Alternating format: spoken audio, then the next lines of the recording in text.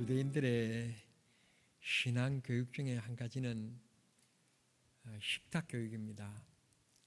식사하는 시간에 식사를 하면서 자연스럽게 하나님의 말씀을 들려주기도 하고 질문을 받아서 대답해 주기도 하고 그런 자연스러움이 이루어집니다. 우리는 식사하는 시간에 떠들면 안 됩니다. 아이가 밥을 먹다 말고 아버지 그러니까 조용해라, 밥 먹자. 밥 먹는 시간에 떠드는 것 아니다. 식사를 다 마쳤습니다. 방금 무슨 말 하려고 했냐? 아버지 숟가락에 죽은 파리가 있었어요. 그렇게 답했다고 합니다. 그만큼 우리는 식탁 교육이 별그렇게 근엄한 쪽으로 흐르고 있는데 유대인들에게는 그 식사하는 시간이 굉장히 열려져 있는 시간이라 그 시간에 하나님을 가리키고 그 시간에 이스라엘의 그 민족의 정체성을 가리키고 그런 귀중한 교육의 시간이 되고 있습니다. 이제 전통적으로 이제 본문 1절과 2절의 말씀 우리가 읽지 않았습니다만 1절 2절에 보면 오늘 말씀에 이제 근거가 되는 말씀이 나옵니다. 율법사들 바리새인들과 서기관들이 예수님께 이의를 제기했습니다. 어떻게 해서 모세 율법에 보면 손을 씻고 식사를 하게끔 되어 있는데 당신의 제자들은 식탁에 앉아서 손도 씻지도 않고 바로 이 떡을 먹습니까? 하는 문제 때문에 예수님께 질문을 하게 된 것입니다. 지금까지 유대인들의 관념은 즉 민족적인 사상은 꼭 손을 씻은 다음에 그래야만이 그 음식이 정결해진 것으로 그렇게 생각하는 것이 흘러내려왔었습니다. 그런데 그 사상을 바꿔놓는 말씀 오늘 본문인데 예수님께서 그런 말씀하십니다. 바깥에서 사람의 입으로 들어가는 게 사람을 더럽게 하는 것이 아니고 사람 속에서 나오는 것은 마음인데 어떤 마음과 생각을 가지고 있느냐 하는 게 참 중요한 건데 그 마음과 생각에 따라서 나오는 말이 사람을 추하게도 하는 것이고 더럽게도 하는 것이고 고상하게도 하는 것이다 라고 말씀해 주셨습니다. 이 세상에 우리 인간을 가리켜서 은혜 동물이라고 얘기합니다.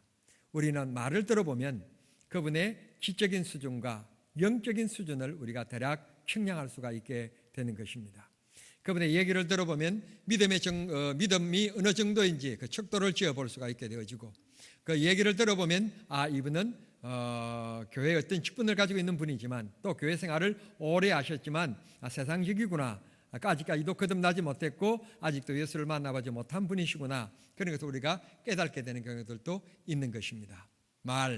마음에서 나오는 이 언어, 이 표현 너무너무 중요한 것을 예수님께서 오늘 우리들에게 말씀해 주시는 것입니다. 우리는 신앙이 좋다 하는 말을 우리는 별 그렇게 좋아하지는 않습니다. 신앙 생활이 좋다 하는 말을 우리는 참 좋아합니다. 여러분 신앙만 좋으면 안 됩니다. 덩달아서 신앙 생활이 좋아야 하는 것입니다. 생활, 열매가 없으면 아무것도 아닙니다. 나무는 너무너무 아름답고 좋은 나무인데 그리고 비싼 나무를 갖다 심었는데 열매가 맺히지 않는다든지 다른 열매가 맺혀지게 되어지면 아마 그 주인은 화가 나서 그 나무를 베어버리고 말 것입니다. 그러나 보기에는 별 그렇게 좋은 나무가 아닌데도 불구하고 좋은 열매를 맺고 가치 있는 열매를 맺게 되어지면 그 나무는 주인으로부터 사랑을 받게 될 것이고 보호를 받게 될 것입니다. 남들 보기에 우리가 어떤 모양을 보이든지 간에 우리의 삶이 정결해지면 우리는 많은 사람들을 감동시키는 삶, 즉 그리스도를 빛나게 만드는 그런 삶이 되게 될 것입니다. 사랑하는 성도 여러분, 꼭 믿음 생활이 좋은 성도들이 되실 수 있게 되기를 바랍니다. 왜 손을 씻지 않고 음식을 먹습니까? 고로 그것은 사람을 더럽게 하는 겁니다. 거기에 대해서 예수님의 답변은 11절에 다시 얘기합니다. 입으로 들어가는 것이 사람을 더럽게 하는 것이 아니라 입에서 나오는 것이 사람을 더럽게 하는 것이다. 유대인의 전통, 유대인의 상식, 유대인의 사회적인 그런 관념들은 꼭 눈에 보이는 의식적인 것 그런 것들을 매우 중요시 여겼습니다. 여러분 여쭤볼게요. 성경에서 얘기하는 제사라고 하는 것, 그 예배인데요. 여러분 이 예배가 얼마나 귀중합니까? 얼마나 소중합니까? 그런데 하나님께서 이렇게 말씀하신 적이 있습니다.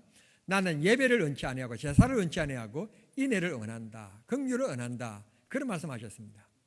그러면 요한복음 4장에 얘기하는 하나님께서 이때에 주님께서 하시는 말씀이 예배하는 자를 찾으신다는 말씀도 넣으시는데 그럼 어느 말씀이 더 맞느냐? 왜 이렇게 배치되는 말씀이 있느냐? 그리고 여러분들이 의심을 갖게 되실 텐데 왜 하나님께서 제사를 원치 않으신다는 말씀하셨느냐? 의식적이기 때문에, 가치 없는 예배이기 때문에, 변화가 없는 예배이기 때문에, 감사가 없는 예배이기 때문에 하나님께서 그런 예배는 의식적인 것, 그저 의례적인 것, 통가적인 것, 어떤 안식일이라고 하는 것을 어떤 떼어나가는 정신, 그런 것들은 예수님께서, 하나님께서 원치 아니하신다는 것입니다. 불쌍한 사람을 볼 때 사랑의 마음, 긍휼을 베푸는 것, 자비를 베푸는 것, 두 개를 가졌으면 하나 나누는 것, 넘어진 자를 봤을 때 이렇게 세워주는 것, 그런 것을 하나님이 원하시는 것이지, 나는 지금 교회 가는데, 나는 지금 예배를 위하여 부지런히 가기 때문에, 바쁘기 때문에 넘어진 당신 빨리 일어서시오, 그냥 그들도 보지 않고 지나가는 것, 그런 것은 하나님께서 원하시지 않는다는 것입니다. 생활이 죽으면 믿음이 없는 것입니다. 믿음이 있으면 생활을 변화시킵니다. 믿음이 생활을 지배하는 것입니다. 그런 믿음이 되어야 될 줄 믿습니다. 관념적인 것, 사상적인 것, 지적인 그런 믿음이 되면 안 된다는 것입니다. 관념적인 것, 지적인 것 필요 없다는 무용용의 이야기는 아닙니다. 필요합니다. 그게 손발을 지배해야 되고, 그게 입술을 지배해야 되고, 그게 마음을 지배해야 됩니다. 그게 지배하지 아니하면 교회를 오래 다니고 목사여라도 의미가 없는 겁니다. 우리는 내 생활 속에 그리스도의 모습이 나타나고 흔적이 나타날 수 있도록 우리는 그렇게 해야 되리라고 믿습니다. 여러분, 율법이 오기 전에는, 예수님께서 이 땅에 오시기 전에, 즉 복음이 나타나기 전에는 물론 율법이 지배했습니다. 그렇다고 해서 율법을 통하여 우리는 구원을 받을 수가 있느냐? 그런 것은 아닙니다. 하나님께서 하나님 백성으로 훈련해 가는 방식은 될는지 모르지만 구원은 아닙니다. 제 어렸을 때요, 이때쯤 되면 평이 돌리기 하기 위해서 산에 가가지고는 팔뚝만한 소나무를 잘라와가지고는 평이를 낫으로 깎습니다. 막 또 이렇게 찬바람이 불기 시작하면 하늘에 날릴 연을 만들기 위해서 대나무를 잘라가지고 와서 이제 이렇게 대를 깎아서 대나무를 가지고는 연을 만들었습니다. 그러다 보면 이 서투른 이 낫질을 하다 보면 손을 이렇게 빕니다. 저기 손자국이 아주 많은데요. 그 칼자국이 많은데요. 이게 제가 불량해서 생긴 게 아니라 이 팽이 만든다고 생긴 겁니다. 이렇게 생기면 아주 만병통치하겠습니다. 우리 집에.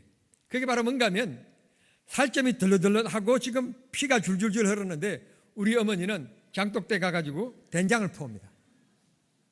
된장을 퍼와서 이곳에 가서 딱 붙여놓습니다. 그러면 얼마나 이게 아픈지 몰라요. 왜냐하면 된장은 소금으로 절인 거잖아요. 그 소금으로 절인 거 아픈 상처에다 갖다 덮었으니 이게요 미칩니다. 미쳐. 아마 안 해본 사람 별로 모를 겁니다. 그렇게 해서 자선 만병통치약이 자선 상처 난 곳에는 된장을 갖다 붙이는 게 그냥 모두였어요. 그러던 어느 날 우리 누나가 공부를 해서 간호사가 됐습니다.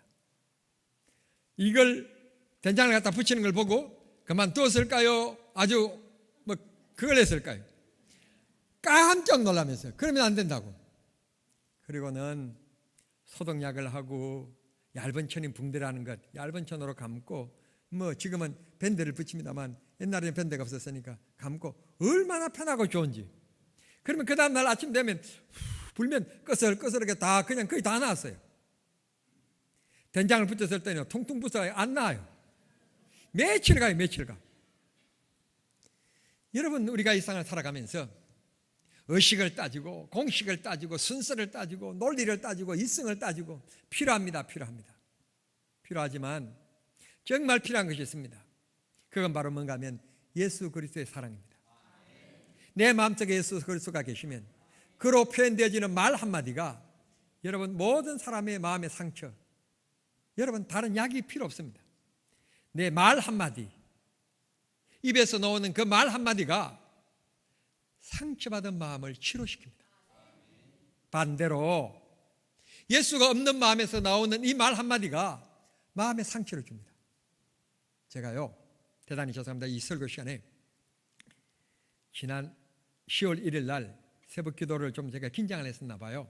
새벽 기도를 제가 긴장하면서 말씀을 준비하고 선포하고 나니까 뭔가 좀 풀어지는 느낌이에요. 몸이 나른해지는 느낌이에요. 점심을 먹고 나니까 소화도 잘 안 되면서 먹은 게 소화가 잘 안 되면서 온 몸이 아파오는데, 이야, 지나고 처음으로 몸살이라는 건 그렇게 심하게 알아보기는 처음이었어요. 몸이 아프기 시작하는데 안 아픈 곳이 없는 거예요. 하여튼 그걸 갖다 아마 머리털부터 발끝까지라고 얘기하는 모양인데, 안 아픈 곳이 없이 막 온 몸이 쑤시면서 견딜 수가 없어요. 오후 낮을 되니까 침을 삼키려고 하니까 침이 안 넘어가는 거예요. 목이 아파가지고 침이 안 넘어가서 할 수 없이 옆에 가까이 있는 의원에 갔습니다. 갔더니 펜도선이 부어가지고 펜도선 염증이 생겨서 이렇게 심한데 어떻게 지금까지 있었느냐고. 입기는 오후 낮에밖에 안 있었는데, 그 의사 선생님께서 걱정을 하고 연매한 그 말 한마디가 어떻게 위로가 되는지, 이런 상태로 어떻게 있었느냐고. 그런데 말입니다, 저하고 같이 사는 어느 참 내가 너무너무 이 세상에서 사랑하는 여자인데, 내가요 우리 아내한테 내 지금 종아리가 아파서 지금 견딜 수가 없고 말을 못하고 침을 삼키면 옆구리가 아프고 등이 아프고 오만 데가 아픈데 조금만 주물러 달라. 왜냐하면 전에 자기가 아프다고 할 때 내가 다 주물러 줬으니까 좀 주물러 달라. 그랬더니 하는 얘기가, 잠깐 기다리라고 핸드폰을 가져오더니 넘기더니 친구한테 온 문자인데, 친구 딸이 갱락을 좋아하고 마사지를 좋아해가지고 이게 등줄 올라가는 심줄이 아니 무슨 갱맥줄 무슨 줄이 끊어져 가지고 지금 인사불성이래. 대전에 살고 있는데 서울로 지금 후송에 와야 되는데 오는 길에 죽을 줄 모르기 때문에 엄마가 어린 애만 데려오고 딸은 지금 그 병원에 입원시켜놓고 왔다고. 절대 몸을 함부로 주무르면 안 된다는 거야. 자기가 아플 때는 여기 주물러라 저기 주물러라 야단인데, 나는 조금만 좀 주물러줬으면 좋겠는데, 조금만 만져줬으면 좋겠는데 안 된대. 큰일 난대. 그 줄이 끊어진대. 자기가 나를 얼마나 주물렀어. 줄이 끊어질 정도에.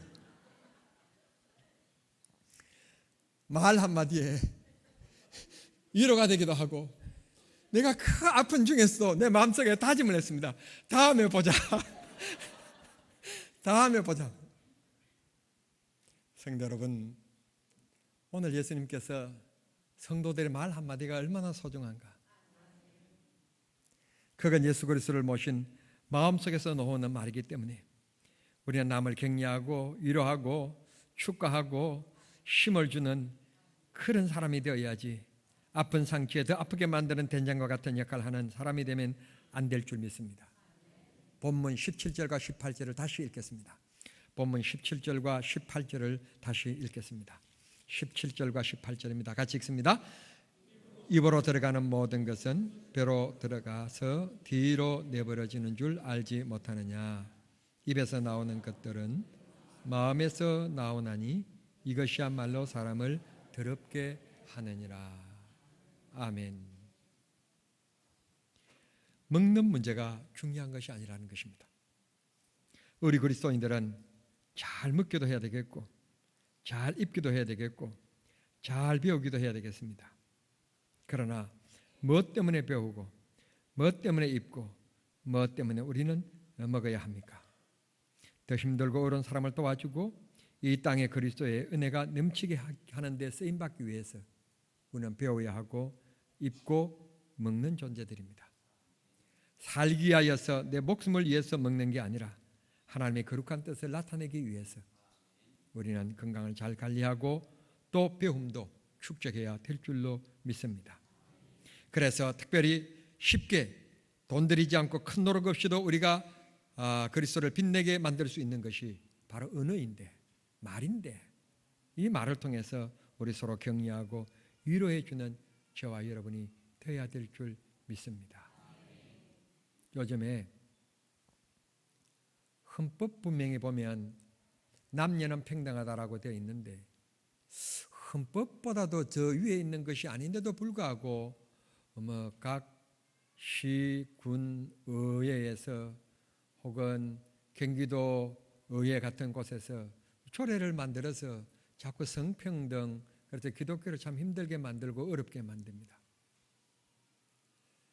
저 포천에 있는 우리 친구 목사가 주일날 좀 이 어지러운 세태를 좀 야단하면서 비성경적이다, 잘못됐다 그러면서 야단을 좀 했던 모양입니다. 그랬더니 한 젊은 부부가 나가면서 하는 말이, 어떻게 목사님이 설교 시간에 설교는 하지 않고 대사회적인 설교, 대사회적인 말씀, 그리고 사회 비난적인 이런 정치 얘기만 하느냐고 그렇게 큰 소리를 치면서 예배를 마쳤는데, 큰 소리를 치고는 나가고는 다시는 그 교회 출석하지 않고 교회를 떠나버렸다는 것입니다. 마음의 상처가 엄청 되었습니다. 사랑하는 성도 여러분, 목사가 설교 시간에 정치 얘기만 하고 끝난다고 소리치는 것, 그 사람은 과연 주님을 그렇게 사랑할까요? 과연 그는 이 사회에서 얼마나 헌신적인 삶을 살고 있을까요? 성경을 떠난 일을 목사가 반드시 지적하는 것은 목사의 사명입니다. 성경을 어그러뜨리고 성경을 잊지 않는 얘기를 사회가 일으킨다면 그건 분명히 잘못되었다고 다른 사람은 말하지 않아도 목사는 말해야만 합니다. 혹시 그것이 법으로 제정되어서 제재를 받고 혹은 조사를 받고 구속되는 일이 있더라도 그게 비성경적인 것이라면 목사는 그건 하나님의 말씀이 아니고 주님의 뜻이 아닙니다 말할 수 있어야 하는 것입니다. 성경의 가르침이라고 생각하지 않고 왜 그걸 정치 설교라고 생각하십니까? 우리는 공사 구분을 잘 해야 합니다. 말 한마디가 우리는 큰 상처를 주기도 하고 또 상처받은 사람을 이렇게 세우는 힘이 바로 이 말 한마디에 있는 것입니다. 식사 시간에 부부가 같이 앉았어도 서로 칭찬하면서 식사해 보십시오. 정말 된장국, 여러분 진짜 제가 여러분에게 진짜 자랑할 것이 있는데요, 제 아내가 다른 것은 못하는데 진짜 잘하는 것이 있습니다. 첫째, 닭강정 진짜 끝내줍니다. 이건요 속초 시장에서 파는 닭강정보다도 진짜 맛있습니다. 왜? 공짜니까. 진짜 맛있습니다. 두 번째, 제가 많은 집에 신방하면서 식사 대접을 받습니다만 제 아내가 끓여내는 된장국만큼 아직까지 맛있는 것 없습니다. 진짜 맛있습니다. 그러면 진짜 맛있어서 맛있느냐? 진짜 맛있어서 맛있습니다.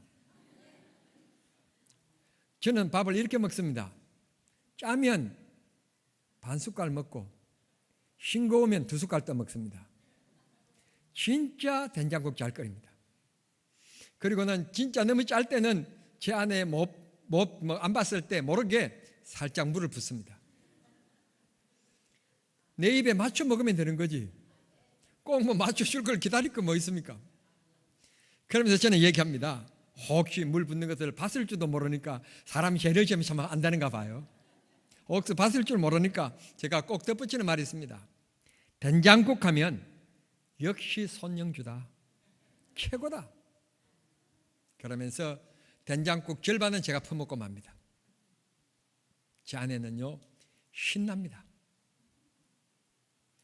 그날 저녁 식탁은 또 달라집니다. 정말 칭찬은 식탁을 달라지게 한다. 깨닫는 진리입니다. 칭찬하면서 일하면서 격려하면서 여러분 행복하게 사시길 바랍니다. 말은 그 사람의 인격인 동시에 믿음의 척도입니다. 말씀드린 바와 같이 말을 들어보면 그 사람이 성경적인지 믿음적인지 세상적인지 우리는 쉽게 금방 구분이 되는 것입니다. 우리들 마음에 예수님을 모시고 살아야 할 이유입니다. 아담 이후 우리는 모두 다 죄에 오염되어졌고 마음속에 죄가 없는 사람이 아무도 없습니다. 남이 잘 되었다 그러면 함께 기뻐져야 되는데 왜 내 마음속에 기쁨이 감소될까요? 죄의 오염 때문에 그렇습니다. 우리 모두 마음속에 정말 그리스도를 모신 참된 사람이 되어서 우리는 죄를 몰아내고 기쁨을 나누는 사람이 되어야 될 줄 믿습니다.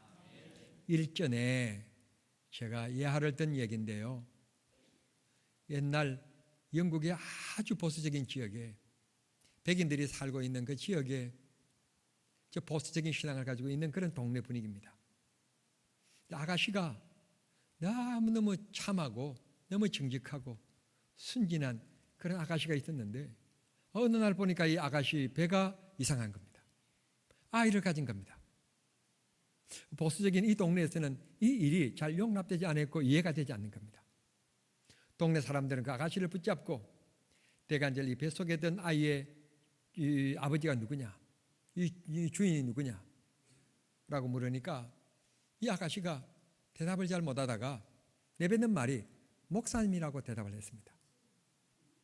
왜냐하면 그 동네에서 가장 존경받는 분은 목사님이셨고 어려운 일이 있을 때는 목사님을 찾아가서 도움을 요청했고 그래서 헌신적인 분이셨기 때문에 그래도 목사님이라고 얘기하면 용서받을 줄 알고 목사님이라고 얘기했습니다.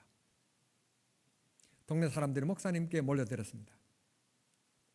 우리에게 존경받고 우리가 이렇게 신뢰하는 목사님이 우리에게 이렇게 실망감을 줄 수 있느냐고. 이 목사님은 아무 말 하지 않고 그 얘기들을 다 들어줍니다. 그러고는 주섬주섬 물건을 다 싼 다음에 보따리를 들고는 그 동네를 떠나게 되었습니다. 뱃속에 든 아이가 안 나올 수가 있습니까? 때가 되면 나와야 될 거 아닙니까? 그 날이 되었습니다. 그 날이 돼서 그 아이가 태어났습니다. 태어났는데 그 아이를 그만 보니까 흑인이었습니다. 목사님은 백인인데 흑인이었던 것입니다. 그러니까 그 아이의 주인공은 목사님이 아닌 것이었습니다. 비로소 더 동네 사람들이 깨달았습니다. 왜 이렇게 거짓말을 했느냐? 너무너무 두려워서 목사님이라고 하면 가장 존경받는 분이기 때문에 용서해 줄 줄 알고 거짓말을 했습니다. 동네 사람들은 자기들의 잘못을 알고 그 목사님을 수소문하여 찾아갔습니다. 무릎을 꿇고 자기들의 잘못을 용서를 구했습니다. 그런데도 이 목사님은 다시 그 동네 돌아오기를 거부하고 말았습니다. 신뢰라고 하는 것은 한번 깨지면 깨지기는 쉬워도 복구하기는 힘들기 때문에 옛 신뢰를 절대로 100% 회복할 수 없기 때문에 다음에 또 내가 어떤 실수를 하게 되면 그때는 더 큰 부메랑이 되기 때문에 지금부터 여러분의 눈길은 우리가 잘못했다라고 하는 눈길이 아니라 어디 목사님이 잘못하는 것 없냐 그때부터 흠잡기 시작하기 때문에 내가 돌아갈 수가 없습니다. 사랑하는 성도 여러분, 19절의 말씀 보시면 악한 말, 음담, 음란, 살인, 도적질, 거짓증인, 비방이라고 했습니다. 이런 것들이 사람을 더럽게 하는 것들이라고 했습니다. 오늘 저와 여러분들이 살아가는 이 사회는 악한 말과 음담 폐설이 차고 넘치고 있습니다. 거짓증인, 가짜 뉴스, 비방, 여러분 무엇이 무엇인지는 잘 모르겠습니다. 이런 것들이 넘치고 있습니다. 어떤 모임에서 비방하는 모습을 보고 저 역시 마찬가지겠지만 실망한 적이 있습니다. 정말 조심해야 합니다. 하나님도 들으시고 타인도 듣고 있습니다.